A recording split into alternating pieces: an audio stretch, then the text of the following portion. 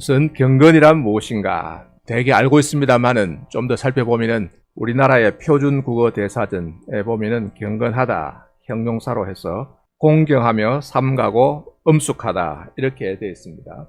사전에 그 설명을 보니까 참 우리나라는 하나님이 없으니까 유교 불교에 하나님이 없으니까 그냥 엄숙한 태도를 가리킨다. 제사 드릴 때의 태도, 어른을 대할 때의 태도, 또는 무슨 어떤 이제 중요한 의식에 참여할 때의 태도, 엄숙한 경건한 마음으로 임합시다 그러잖아요. 말과 행동을 삼가는 태도를 가리킨다. 신약 성경에서는 경건이란 이 단어는 일반적으로 유세베이아라는 헬라어로 많이 표현하고 있는데 특별히 사도 바울이 많이 사용하고 있죠. 이 유세베이아는 하나님께 대한 경외, 하나님께 대한 두려워하는 존경이다 이렇게 설명하고 있습니다. 이것이 이제 일반적으로 많이 사용되는 단어이고 또 다른 단어가 있는데 트레이스케이아, 야고보서에서 사용을 하고 있는데 이것은 좀 넓은 의미로 사용되고 있습니다. 그래서 경건으로 번역을 합니다만은 좀 더 넓은 의미에서 종교, religion 또는 숭배, 나쁜 의미로 이제 천사 숭배한다 할 때도 이 단어가 사용됩니다. 동의어로 볼 수도 있고 야고보서의 그 내용을 보면은 좀 넓은 의미로 사용되고 있다. 자, 그 다음에 이제 바로 본론으로 좀 넘어가서 칼빈의 경건에 대한 이해. 칼빈은 개혁교회의 주창자가 되는 신학자가 할 수 있는 칼빈은 경건을 어떻게 이해하고 있는가? 경건에 대해서 이렇게 설명하고 있습니다. 하나님의 은덕들에 대한 지식이 불러일으키는 하나님께 대한 사랑으로 연결된 공경. 직역을 하니까 좀 말이 어렵습니다. 하나하나 설명하면은 하나님의 은덕이란 것은 은혜로 베풀어 주시는 것들을 말합니다. 하나님의 은혜라고 할 수도 있죠. 선하심, 하나님께서 우리에게 베풀어 주신 그 선하신 행동들, 선하신 일들에 대한 지식을 했는데 이것은 그냥 아는 것입니다. 그것을 알므로 말미암아 이제 일어나는 그 하나님이 우리에게 베풀어 주신 은혜들, 선하신 것들을 알므로 말미암아 불러일으켜지는 하나님에 대한 사랑으로 연결된 공경, 어떤 존경. 그런데 사랑으로 연결된다. 자, 그래서 경건이라고 말할 때 중요한 것은 하나님이 베풀어 주신 은혜를 아는 것이 먼저다. 자, 이것이 이방 세계에는 없는 것입니다. 불교와 유교 이런 데서는 아무리 경건을 말한다 할지라도 하나님이 베풀어 주신 은혜가 먼저 없습니다. 따라서 참된 경건을 말할 수 없는 거죠. 참된 경건은 하나님의 선하심이 있고 하나님이 우리에게 선하심을 베푸시고 거기에 대한 응답으로서 우리 인간의 태도가 바로 경건으로 나타난다. 이렇게 정리할 수가 있겠습니다. 그 다음에 경건과 영성에 대해서 생각해 보겠습니다. 오늘날 일반적으로 영성이란 단어를 많이 사용하고 있습니다. 영성. 사실 경건이라는 단어는 이제 좀 사용이 많이 밀리고 우리 지금 개혁교회 또는 올바른 진리를 추구하는 교회에서만 좀 사용하고 일반적으로 영성이라는 단어를 아주 많이 사용합니다. 이것은 꼭 개신교뿐만 아니라 가톨릭에서도 성공에서도 심지어는 기독교 바깥에서도 불교, 힌두교 세상 사람들도 이제 영성이라는 단어를 많이 사용하고 있어요. 그래서 영성이란 이게 도대체 무엇이냐? 많이 사용하지만은 그 뜻은 매우 모호합니다. 그래서 이제 영어로는 spirituality인데 spirituality. 이게 뭐냐 이거죠. 이걸 어떻게 이해할 것인가. 여기에서 이제 spirit이라는 이 단어가 있는데 이 spirit을 대문자 s로 이해를 하느냐, 소문자 s로 이해를 하느냐. spirit을 이제 대문자로 이해하면은 성령이 됐습니다. 하나님의 영, 성령. 그 성령과 관계된 무엇을 나타낼 때 영성이라는 단어를 사용합니다. 이것은 이제 신앙이 있는 기독교, 특별히 개신교 내에서 그렇게 사용할 수 있는데, 그렇다 할지라도 어떻게 연결된다는 건지 상당히 모호함이 있습니다. 그 다음에 이제 소문자 S로 이제 스피릿을 사용하면은 이것은 성령이 아니고 그냥 인간의 영을 뜻할 수도 있지만 일반적으로 정신, 힘내를 할 때도 팀 스피릿 훈련하듯이 심지어는 술 이름 중에도 스피릿이더라고. 맞죠? 술인지 뭔지. 먹고 힘내라. 아마 그런 뜻인 것 같은데, 어떤 정신, 원기, 뭐 기운 이런 뜻으로도 스피릿이 사용되고 있습니다. 그래서 아주 모호하다. 그렇지만 영성이란 이 단어는 매우 인기 있게 지금 사용되고 있습니다. 인기가 있는데 그 의미는 여전히 모호합니다. 그래서 이 사람이 영성이라 이 단어로 무엇을 의미하는가는 그 사람이 쓴 글이나 책을 전부 다 읽어보기 전에는 알 수 없어요. 그러니까 이 단어를 사용하는 사람이 그 내용을 채워 넣습니다. 카톨릭이냐, 또 성공이냐. 내가 볼 때 성공에는 부드럽긴 하지만 카톨릭과 거의 같아요. 그 다음에 개신교 안에서도 또 누가 쓰느냐에 따라서 달라집니다. 그래서 이제 개념이 모호하기 때문에 더욱 인기 있는 것 같아요. 왜냐하면 내가 그냥 원하는 바 내용을 집어넣을 수 있기 때문에 그래서 인기가 아주 많습니다. 이 영성이라는 이 단어는 원래 카톨릭에서 사용된 단어입니다. 자, 이런 책들을 보면 대체적으로 보면 이제 자기의 내적 체험, 어떤 자기 안에서 자기 자신을 관찰하고 성찰하면 자기 안에 뭐가 있다는 거예요. 내적 체험. 그 다음에 금욕, 욕심을 절제하는 거죠. 식사와 또 수면을 절제하고 자기를 부정하는 이런 것이 강조되고 있고, 그 중에 이제 대표적인 것이 이제 수도원 생활로 나타나게 됩니다. 오늘날 세계가 아주 과학적인 과학 문명을 이제 신봉하는 사회인데 뭔가 부족하다는 거죠. 컴퓨터, 인터넷, 스마트폰, AI 참 편리하고 효율성이 있습니다. 근데 이제 문제는 무엇인가 하면은, 자, 이런 어떤 과학 시대를 맞이해서 그러면 인간은 더 행복하냐 이거죠. 더 만족하냐. 여러분의 내면에 어떤 만족이 더 채워졌느냐. 그건 아니라는 거죠. 사람은 더 고독해지고 있습니다. 더 외롭습니다. 왜냐하면 더 많은 시간을 컴퓨터 앞에 앉아있고 인터넷 앞에 앉아있고 그 다음에 스마트폰을 사용하니까 더 고독하다. 사람들로부터 고립되고 세상으로부터 소외되고 있습니다. 그러니까 점점 더욱더 비인격화되고 있는 거예요. 기계와 교제를 많이 하니까 사람과의 교제는 점점 멀어지는 거예요. 교제가 부족하다. 교제가 없으면 사람은 만족을 얻을 수 없습니다. 삶의 의미는 여전히 참 무엇인가 이 갈급한 상태에 있다는 거죠. 그래서 근본적인 문제, 내 삶의 문제, 죽음의 문제, 행복의 문제, 고독의 문제는 해결되고 있지 않다. 그렇기 때문에 사람들은 무언가 그럼에도 불구하고 영성을 찾는다는 거죠. 영성을 말할 때 사람들이 관심을 기울이고 그 길을 찾아가게 되고 그런 계통의 책들을 많이 읽게 됩니다. 자, 그래서 참된 영성은 무엇인가? 참된 경건은 무엇인가? 오늘 우리는 어떻게 참된 영성, 참된 경건을 얻을 수 있는가? 자, 이런 문제에 대해서 종교개혁자들은 어떻게 이해했는가? 우리 개혁교회는 경건을 또는 영성을 어떻게 이해했는가? 오늘 우리는 이 문제를 어떻게 이해할 것인가? 이것이 이제 우리가 살펴보고자 하는 것입니다. 자, 그 다음에 그래서 이제 본격적으로 들어가서 서양교회의 영성. 사람들이 이제 이 세상에서 환난을 당하거나 이 세상의 삶에 만족하지 못하는 이제 그런 사람들이 있습니다. 뭐 만족한 사람들도 있지만은 그러나 만족하지 못하는 사람들도 있고 그 중에는 특별히 소수의 사람들은 그것이 매우 괴로워서 도무지 견딜 수 없는 상태까지 도달한 그런 사람이 있습니다.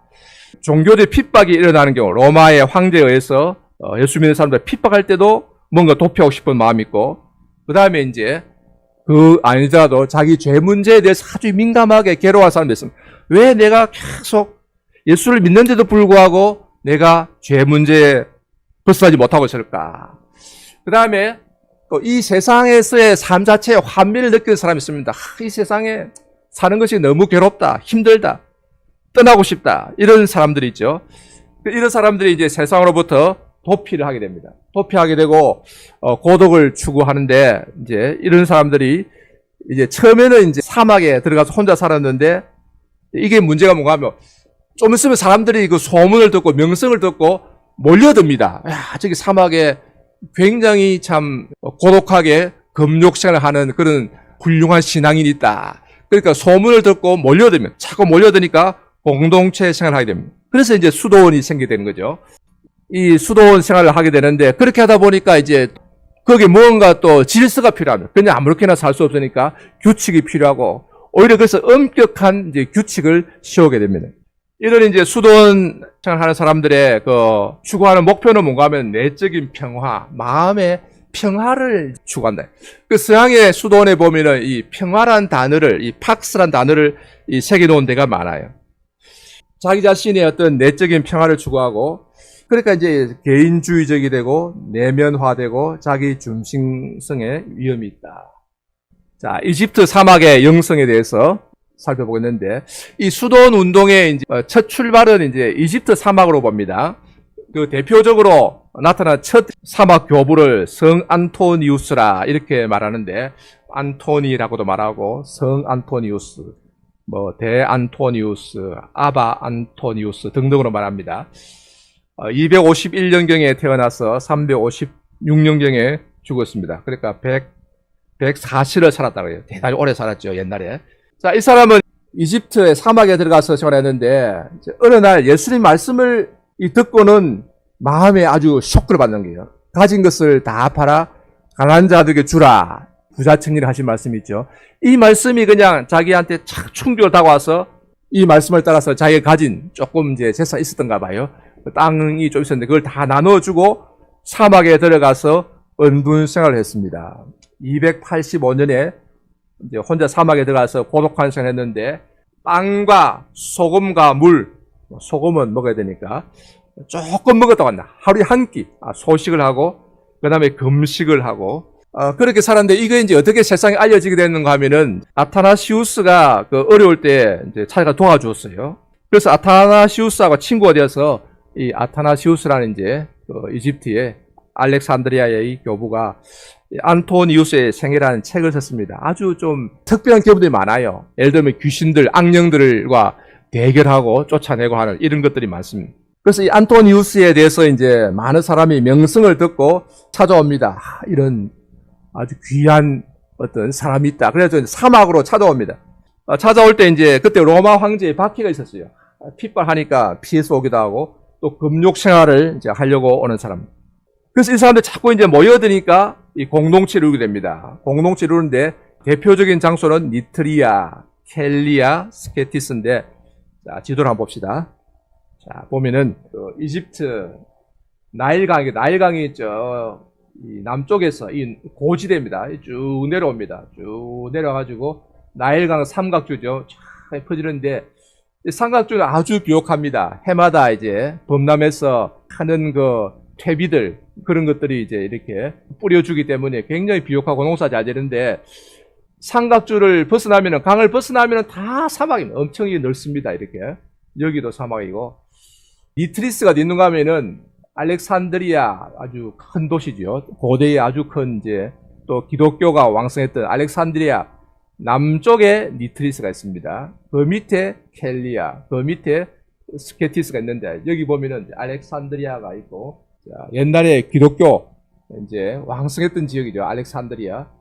약 50km, 한 70km 떨어진 곳에 니트리아. 소금이 많이 나는 곳이라 해서 니트리아, 나트륨하고 관계됩니다. 자꾸 사람들이 이제 찾아오니까 더 깊은 사막으로 들어갑니다. 켈리아. 또 사람들이 자꾸 찾아오니까 더 멀리 들어가요. 한때 니트리아에는 5,000명의 사람들이 수도생활을 했다 하는 기록이 있을 정도로 굉장히 번성했다는 걸 알 수 있죠. 자, 여기 보면 이게 성 안토니우스라 그러는데, 자, 이건 그린 겁니다. 이 그린 거고, 옛날에 뭐 사진이 없으니까 실제 모습 알 수 없습니다. 그죠? 그런데 이렇게 이제 뭐 그린 것입니다. 굉장히 이제 금욕 생활을 하고 아마 파피루스에 글을 써서 겨우 생활을 했다. 그럽니다. 그 다음에 두 번째로는 요한 카시아누스가 있는데 360년에 태어나서 435년에 죽은 루마니아 출신입니다. 베들레헴 수도원에 와서 수도생 하다가 이집트 사막에 찾아와서 16년간 머물렀습니다. 여기 보면 지도가 있는데, 루마니아에서 쭉 이제 베들레헴, 이스라엘의 베들레헴에 찾아와서 수도생 하다가 이제 소문을 듣고 이집트 사막에 찾아왔습니다. 찾아와서 16년간 머물다가 다시 쭉 돌아가서 로마로 가서 있다가 마르세유에서 프랑스 남부죠. 여기서 수도원을 세웠습니다. 자, 이 요한 카시아누스가 중요한 것은 책을 저술했습니다. 제도집, 이 사막 공동체에 대한 어떤 책, 제도집과 담화집, 특별히 담화집 주고받은 이야기를 기록했는데, 자, 이것을 통해서 이집트 사막 수도사들의 검은 유명한 말들이 후대에 전해지게 되었습니다. 원래는 헬라어로 기록했는데 지금 영어로 번역되고 다시 우리말로도 번역이 되고 있죠. 자, 이집트의 사막 교부들은 그 외에도 교부들이 많이 있습니다. 사막 교부들은 무엇을 제일 중요하게 생각하면은 이웃과 하나님과의 관계에 장애가 되지 않는 것을 제일 중요하게 생각했다. 참 특이합니다. 이 사람들은 제일 관심사가 뭔가 하면은 이웃이 내 이웃, 형제, 그러니까 하나님을 믿는데 하나님과의 관계에 있어서 내가 장애물이 되지 않는 것, 걸림돌이 되지 않는 것을 제일 중요하게 했다. 그래서 무엇을 하지 않으려고 애를 썼는가 하면은 다른 사람을 판단하지 않아요. 형제를 정죄하지 않으려고 애를 썼다. 참 특이합니다. 이제 좀 쓰면은 제가 살펴보겠습니다만은 서양에서는 되게 자기 중심적이거든요. 이웃이 있긴 있어도 이제 두 번째입니다. 늘 자기 중심적인 이런 문화가 서양 문화인데 이집트는 아프리카잖아요. 함족. 아프리카에서 그런지 이웃을 제일 우선 어쨌든 이웃이 하나님과 연결되는데 내가 방해가 되어서 안 되겠다. 이것을 제일 중요하게 생각했다. 사막의 지혜라는 책의 한 부분을 제가 인용하면 그렇습니다. 금욕을 어떻게 실천하든 간에 그 목적은 하나님과 성공회라서 이렇게 말합니다. 하나님과 이웃을 연결하는데 우리가 장애물이 되고 있지는 않은지를 돌이켜보고 우리가 장애물이 되었을 때 우리 자신을 벼려내 연결을 수월하게 하는 데 있습니다. 어쨌든 장애물이 되지 않으려면 공동체 생활할 때 형제를 판단하는 것을 내가 삼가하고 정죄하지 않는, 이거 굉장히 중요하게 생각해요. 예를 하나 들어보는 게 도움이 될 줄 압니다. 원로 마카리우스라는 이런 아마 수도 원장인지 그런 지위에 있는 사람이 있었는데 이제 나이가 들었습니다. 그 수도원에 아주 젊은 아주 당당한, 그래서 다른 사람들을 이제 절망에 빠뜨리게 하는 그런 사람이 있다 하는 말을 이제 듣고 찾아갑니다. 찾아가서 요즘 어떻게 지내십니까? 하니까 기도 덕분에 잘 지내고 있습니다. 좀처럼 이제 말을 안 하는 거죠. 형제는 종종 자기 자신의 생각과 싸울 때가 없습니까? 이 말은 자기 자신의 어떤 내적인 교만이나 죄 문제로 갈등하는 이런 것이 없습니까? 이제 말을 이제 꺼냅니다. 그러니까 그런 일은 없습니다 하면 그걸 피하는 거죠. 그런 일 없습니다. 잘 지내고 있습니다. 그러니까 이 마카리오스 원로가 이제 젊은 이 수도사한테 말하기를, 나는 이 나이가 되었어도 종종 간음의 영이 나를 괴롭히고 있습니다. 이렇게 고백을 해요. 하니까 그제서야 이제 젊은 이 수도사가 말하기를, 사실 저도 그런 때가 종종 있습니다. 이렇게 이제 고백하는 거예요. 그 외에도 여러 가지 자꾸 자기가 이제 먼저 고백을 합니다. 나도 이런 또 문제로 괴로워할 때가 있습니다. 하면은 또 이렇게 나도 그렇습니다. 그 다음에 묻습니다. 형제는 몇 시까지 금식을 합니까? 이렇게 물으니까 제9시까지, 오후 3시까지 금식을 합니다. 이렇게 하니까 금식 시간을 좀 더 늘려보십시오. 그러면은 많은 유익이 있을 것입니다. 이렇게 해서 이 젊은 수도사를 지도하는데, 먼저 이 수도사를 책망하고 정죄하는 것이 아니라 상처를 주지 않기 위해서 스스로 내가 먼저 나도 이런 죄로 고민하고 있습니다. 이것을 먼저 고백하는 그런 방법이에요. 그 다음 또 다른 예가 있는데, 예를 들면 이제 이게 아빠 포이맨이라는 사람이 한 말이 있는데, 어떤 사람이 찾아가서 묻기를, 만약 예배 중에 조는 형제가 있으면은 어떻게 할까요? 가서 깨워야 되겠습니까? 이렇게 물어요. 예배 중에 조는 사람이 있으면 어떻게 하겠습니까? 그러니까 이 아빠 포이맨은 대답하기를, 만일 예배 중에 조는 형제가 있으면은 나는 그를 데려다가 내 무릎에 누이고 잠을 자게 할 것입니다. 이렇게 대답을 해요. 이런 것은 무엇을 나타내는가 하면은 이웃에게 자기가 장애가 되지 않겠다. 형제를 판단하는 일을 극단적으로 삼가하겠다 하는 그런 것을 나타내 줍니다. 그 다음에 또 다른 하나의 예화가 굉장히 많은데, 이런 것들을 모은 것이 이제 그 담화집입니다. 담화집인데, 또 공동체에 있으니까 이제 어떤 사람이 죄를 지었으면은 또 그냥 다 내버려 둔다는 뜻은 아니에요. 모여가지고 판단을 하고 벌을 내립니다. 형벌을 이제 내리는데, 그래서 그 형제를 이제 수도원을 쫓아냅니다. 쫓겨나가는데, 그때 수도원 그 원장이 자기도 같이 걸어 나갑니다. 그러니까 주위 사람들이 놀라서 묻습니다. 원장님 어디로 가십니까? 하니까 나도 내 안에 죄가 많은 죄인인데 나도 나가야 되겠다. 이러면서 같이 걸어 나가는 이런 모습입니다. 자, 이런 것이 이제 이집트 사막의 이 교부들의 모습인데 이런 것도 참 의미가 있고, 그래서 오늘날 우리나라에서는 이게 사막의 지혜라는 책, 그 외에도 책들이 많습니다. 이런 책들을 통해서 이제 소개가 되고 있는데 특별히 가톨릭과 성공회에서 이런 것들을 열심히 소개하고 있습니다. 자, 그 다음에 이제 중세의 수도원 생활로 넘어가겠습니다. 성 베네딕트, 이탈리아 누르시아의 베네딕트인데 5세기, 6세기경, 6세기 전반의 사람입니다. 자, 이탈리아 중부 누르시아에서 태어나 로마에서 수학했는데 도시 생활에 염증을 느끼고 500년경에 은둔하고 은둔 수도사 생활을 합니다. 12개의 수도원을 조직했는데 530년경에 몬테카시노 수도원을 건립했는데 이것은 모든 수도원의 하나의 표본이 되는 그런 수도원이라 그래요. 자, 이 베네딕트 수도원 유명하죠. 베네딕트의 중요성은 그가 수도샤의 규칙서를 작성했다. 그 베네딕트 수도 규칙이란 건데, 왜냐하면 이제 처음에는 세상을 피해서 고독한 생활을 추구하지만 사람 모여듭니다. 모여되니까 이게 공동체가 되는 거예요. 처음에는 사람을 피해서 사막으로 가고 수도에 들어갔는데, 그럼 사람 모이니까 그 공동체가 되는데 이 공동체는 세상과는 좀 다른 공동체입니다. 믿는 사람들의 공동체이고 믿는 사람들 중에서도 또 특별하게 하나님께 가까이 나아가려고 하는 그런 사람들만의 공동체인데 공동체 되니까 또 규칙이 필요합니다. 이 베네딕트 규칙의 핵심은 금욕이 이제 참 중요한 그 특징인데 결론적으로 성경은 우리에게 꼭 금욕을 가르치는 건 아닙니다. 아닌데 이 사람들은 보행생활을 하는 거죠. 소식을 한다든지 육식을 특별히 이제 많이 절제하는 그런 게 있습니다. 육식을 하지 않는다든지 잠을 적게 잔다든지 그다음 기도, 규칙적으로 기도하는 거. 그다음에 베네딕트는 이제 공부도 이제 이렇게 넣었습니다. 공부할 거. 그럼 이 노동을 이제 필수 하나의 사항으로 넣었습니다. 그래서 수도시를 계속 하려면 무언가 이제 노동해야 되니까. 그래서 기도하고 노동하라. 기도하고 일하라. 이런 이제 어떤 표를 적어 놓기도 합니다. 그래서 참된 평화를 얻기 위해서는 질서가 필요하다. 이 사람들은 이제 평화를 얻기 위해서 오는데 질서 규칙이 필요하다. 이 질서할 때는 결국은 이제 시간을 올바르게 사용하는 게 중요합니다. 그러니까 몇 시에 일어나서 몇 시까지 기도하고 몇 시에 식사하고 몇 시에 침묵하고 침묵 시간이 있어요. 침묵하고 몇 시에 또 노동하고 시간을 이제 엄격하게 이렇게 정합니다. 이런 것을 통해서 각 구성원의 자아를 통제합니다. 이게 어떻게 보면은 우리가 경건 생활을 하면은 속박에서 벗어나는 것을 의미한다고 생각할 수 있는데, 근데 막상 실제로 진행된 것을 보면은 굉장히 이게 규칙 중심, 하나의 그 율법주의처럼 돼가는 거죠. 이런 것은 이제 어쩔 수 없는 현상인데, 우리 신학교에서도 그렇습니다. 보면은 학생들이 기숙사에 오잖아요. 기숙사를 하면은 이제 경건 생활을 훈련을 해야 되는데, 경건 생활을 훈련하려면 이제 새벽기도 해야 됩니다. 그죠?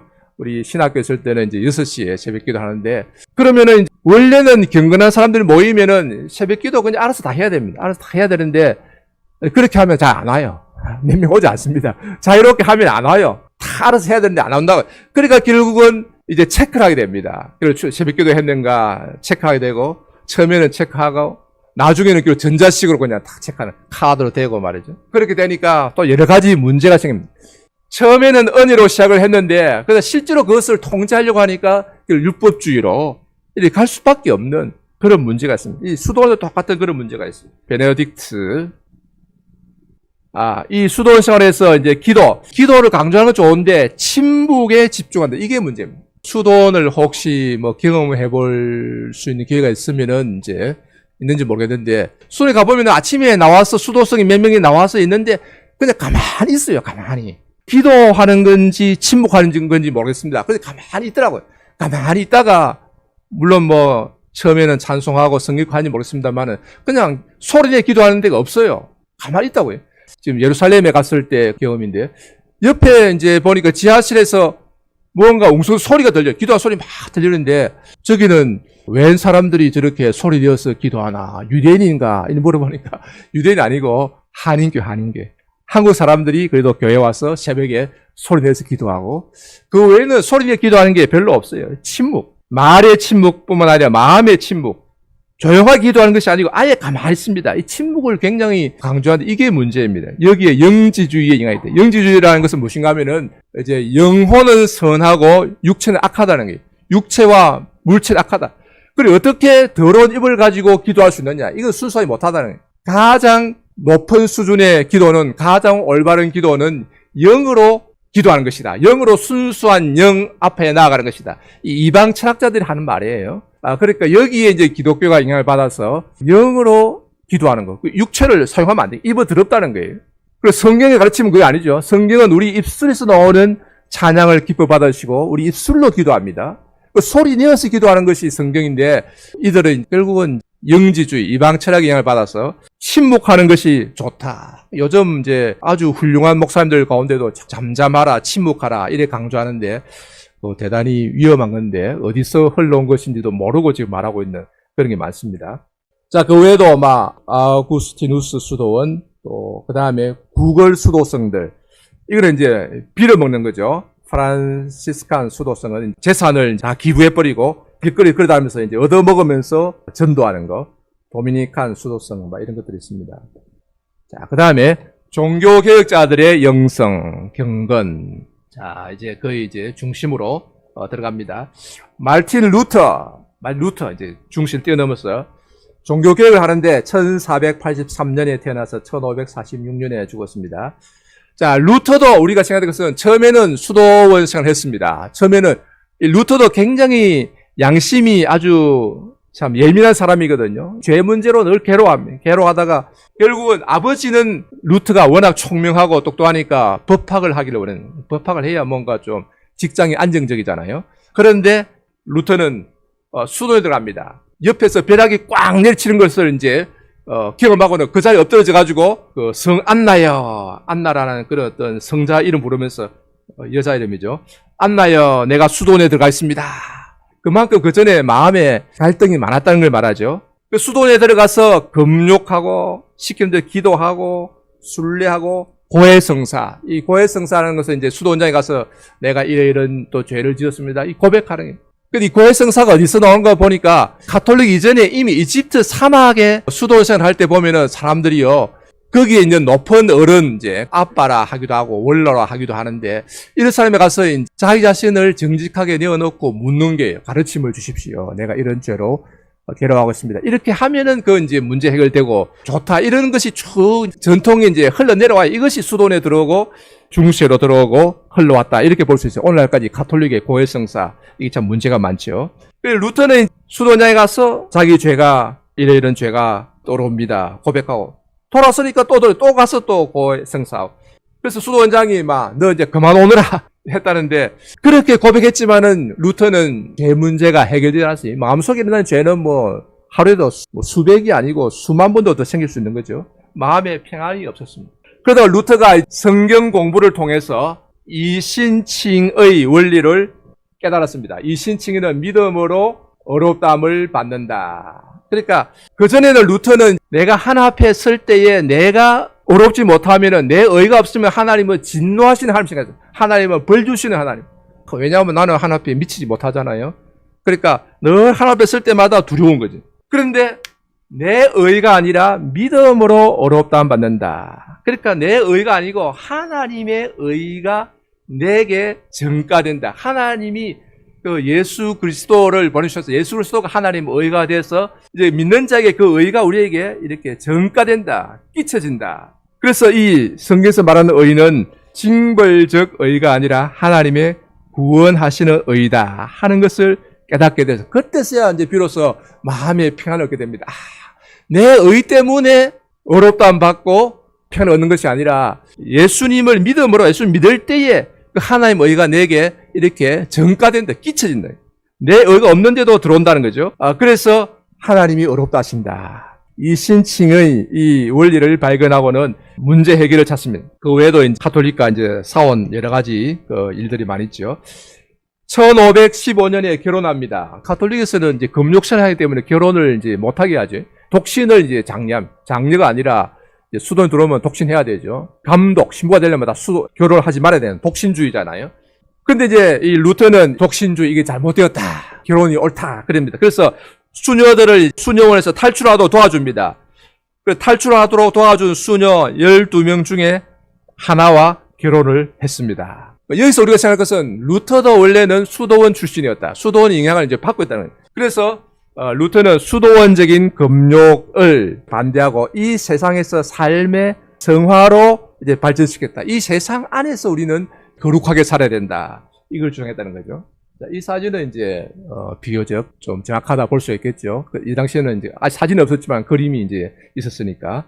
그 다음에 이제 존 칼빈 1509년에 태어나서 1564년에 죽었는데 만 55세, 54세라 그러는데 루터보다는 사반세기 후입니다. 그래서 루터의 그 종교개혁의 그 성과를 흡수해서 이제 완성시킨 사람이다 이렇게 보는데, 칼빈이 이제 성화를 강조하는데, 성화, 믿음으로 업다함을 받고 나서 우리는 이제 성화의 삶을 살아야 되는데 여기에 금욕적 특성이 있다, 이걸 지적을 하는 게 있어요. 알드러스 이 영성이라는 책인데 여기에 이런 게 있더라고요. 제가 깜짝 놀랐습니다. 칼빈의 성화, 우리 신학교 가면은 만날 칭의 성화, 아주 뭐 금과 옥조처럼 뭐 핵심 교리로 붙드는 거죠. 여기에 금욕적 특성이 있다. 칼빈이 하늘에서 떨어진 사람이 아니고 결국은 유럽에서, 그것도 루터의 성과를 바탕으로, 그리고 계속 가톨릭과 싸우면서 나왔는데 그 유럽 기독교 1500여 년의 역사를 무시하고 하늘에 떨어진 것은 아닐 것이다. 그리고 금욕적 특성이 있다. 칼빈은 회개란 단어를 사용하는데, 회개 넓은 의미로 봅니다. 이제 이것도 좀 문제가 있는데, 회개는 이제 일평생 계속되는 그런 것을 봤는데 이걸 또 중생이라 불러요. 우리가 생각하는 중생하고는 개념이 넓습니다. 자, 이 회개를 넓은 의미로 보면서 자기 죄에 대해 슬퍼함, 자기 자신을 향해 죽는 것, 그리고 그리스도를 바라볼 때 믿음으로 받는 위로, 라틴어로 몰티피카치오, 이거 죽는다면 죽음, 살아남, 비비피카치오, 살아남, 이런 단어로 했는데 하나님을 향해 사는 것. 자, 이렇게 정의를 했습니다. 정의했는데 칼빈, 막스 베버라는 사람이 있습니다. 1905년에 막스 베버 사진 한번 볼까요? 자, 이거 사진입니다. 그죠? 사진 이제 카메라가 발명되고 나서입니다. 예, 막스 베버.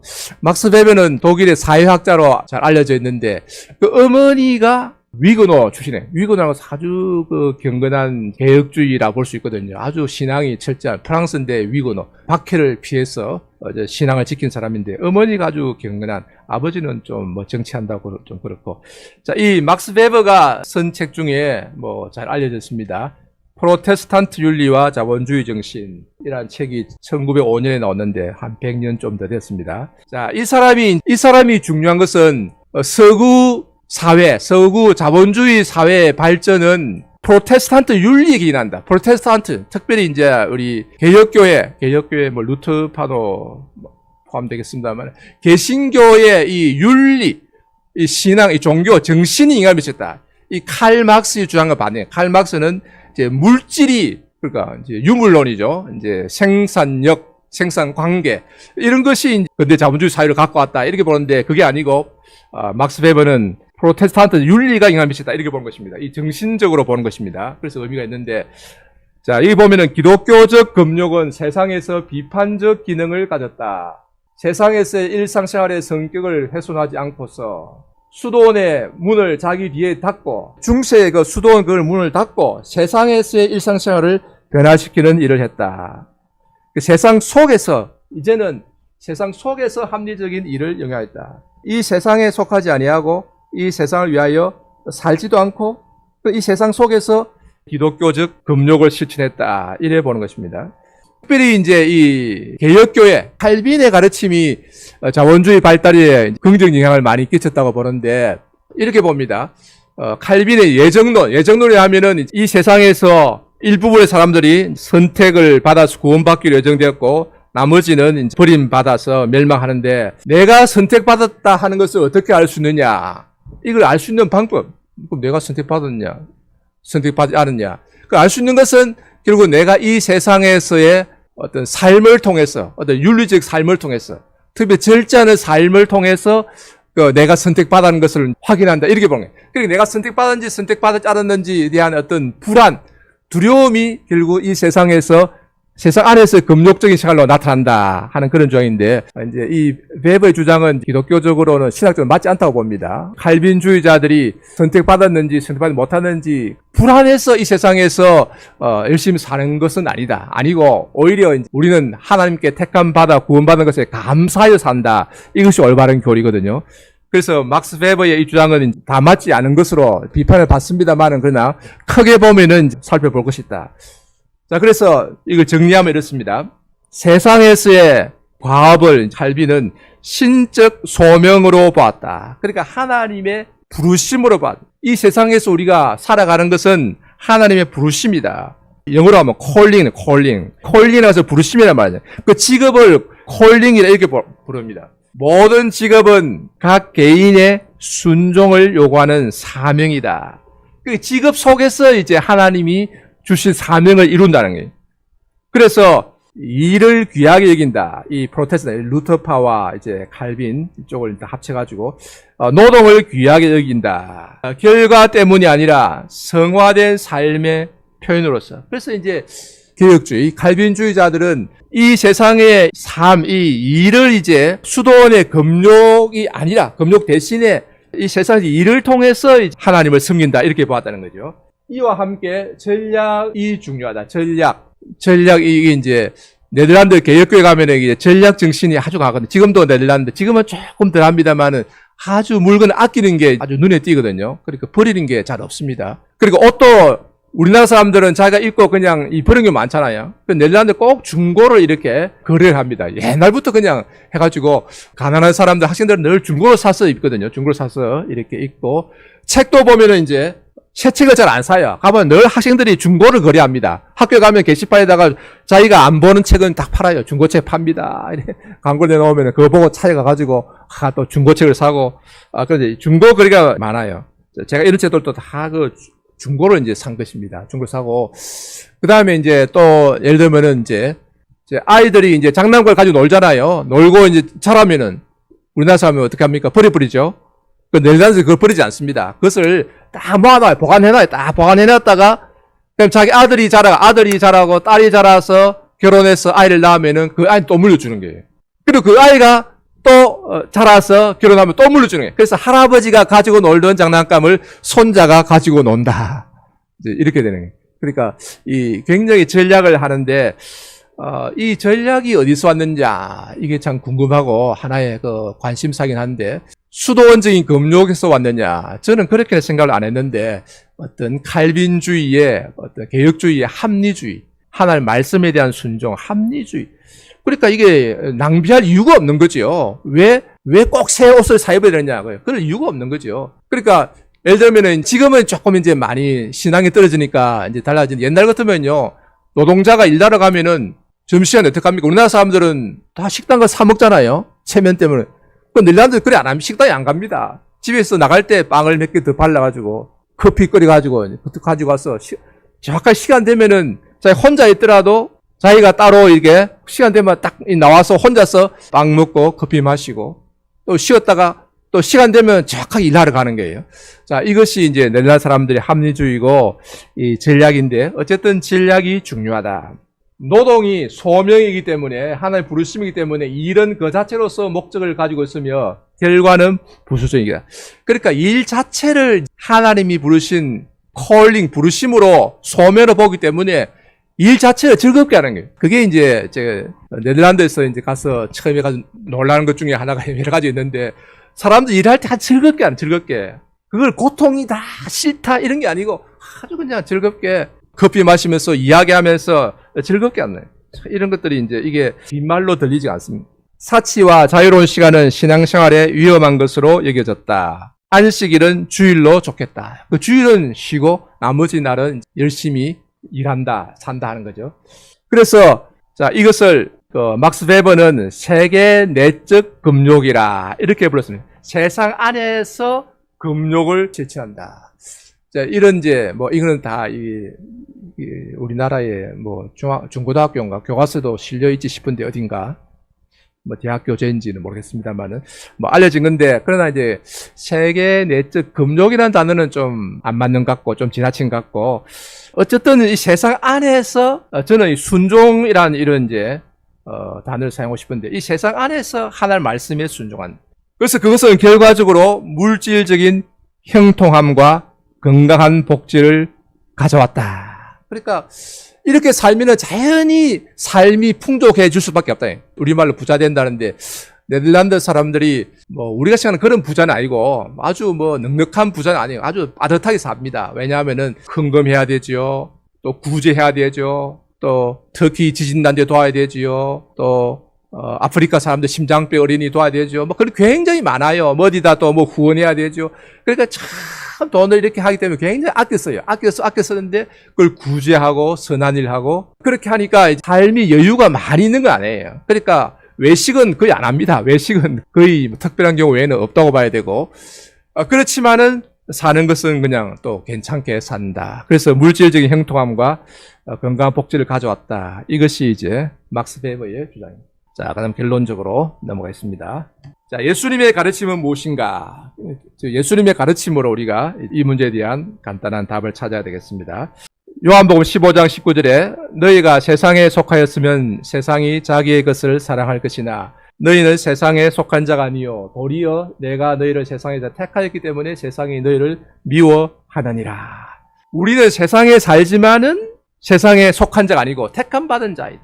그럼 우리 어떻게 살아야 되느냐? 요한복음 17장 15절에 내가 비옵는 것은 그들을 세상에서 데려가시기를 위함이 아니요. 그 세상에서 떠나기를 바라는 게 아니다 이거예요. 이 세상을 그러면은 박차고 이집트 같은 사막이죠. 우리는 사막이 잘 없잖아요. 우리 같으면 그냥 뭐가 되겠습니까? 산 속에 들어갔어. 이제 그런 개념이죠. 깊은 산 속에 들어가서 사는, 이것을 하나님이 원하시느냐, 예수님이 원하시느냐, 그건 아니다. 예수님이 원하시는 것은 무엇인가 하면 우리는 이 세상에 살되 악에 빠지지 않게 보존하시기를, 보존한다는 말 지킨다는 말이에요. 위함이니다. 이 세상에 살되 악에 빠지지 않기를 원한다. 이것이 예수님의 기도예요. 16절에 내가 세상에 속하지 아니함 같이 그들도 세상에 속하지 아니하였사옵나이다. 자, 그 다음에 마태복음 5장 14절 너희는 세상의 빛이라. 우리 성도들은, 그리고 교회는 이 세상을 비추는 빛이다. 세상을 비추어야 돼. 세상을 비추려면 어떻게 되겠습니까? 세상 속에 있어야 되죠. 그 사막에 촥 들어가면은 빛을 비추어야 때가 없잖아요. 사람이 없잖아요. 그건 옳지 않다. 하나님 뜻이 아니라는 거죠. 16절에 이같이 너희 빛이 사람 앞에 비치게 하여 그들로 너희 착한 행실을 보고 하늘에 계신 너희 아버지께 영광을 돌리게 하라. 여기서 사람들 앞에 비치게 해라. 그러니까 우리의 빛이 사람들 앞에 비쳐야 된다는 거죠. 그러니까 우리가 사람들에게 선을 행하는데 꼭 모르게 오른손이 하는 것을 왼손이 모르게 한다. 이게 전부 다는 아니에요. 오른손이 하는 것을 왼손이 모르게 한다는 것은 내가 자랑하려고 하지 않고 하나님 앞에서 한다는 말이지, 이걸 문자적으로 그래서 선한 일 할 때 꼭 무슨 뭐 모르게 무명으로 해야 된다든지 또 밤중에 그냥 쌀을 뭐 담으면 던져 넣어야 된다. 꼭 그런 의미로 이해하는 것은 맞지 않아요. 그건 너무 문자적으로만 이해하는 것이고 예수님의 뜻을 고려하지 않은 것이. 우리 사람들 앞에 빛을 비추어야 됩니다.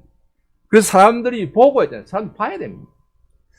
그러니까 우리의 선한 행동을 교회가 선한 일 한 것을 세상 사람들이 봐야 돼요. 보면 안 된다고 생각하는 이게 이제 문제거든요. 그게 너무 예수님의 말씀을 문자적으로, 피상적으로 잘못 이해한 거죠.